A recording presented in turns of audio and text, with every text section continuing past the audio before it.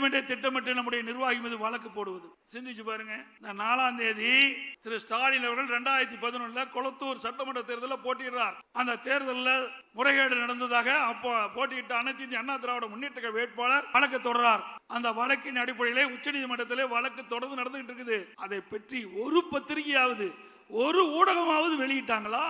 அண்ணா திமுக பற்றி நேற்றைக்கு முன்தினம் பத்திரிகையில போடுறீங்க. ஒரு நாட்டுடைய முதலமைச்சர் 2011 சட்டமன்ற தேர்தலில் கொளத்தூர் தொகுதியிலே போட்டியிட்ட அவரை பற்றி விசாரணை வருகின்ற பொழுது எந்த ஊடகம் எந்த பத்திரிகை வெளிப்படுத்தல.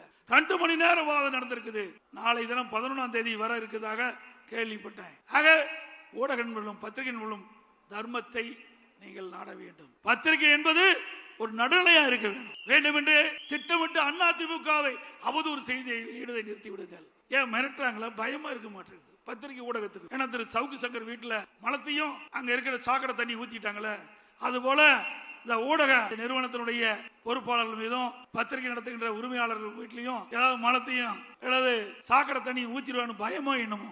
4ஆம் தேதி உச்ச நீதிமன்றத்தில் வழக்கு நடக்குது. அந்த வழக்கை பற்றி எந்த ஊடகமாவது எந்த பத்திரிகையாவது செய்தி வெளியிட்டீங்களா? எங்கள் மீது எவ்வளவு வழக்கு போட்டீங்க? உங்கள் மீது வழக்கு வந்து விட்டதுல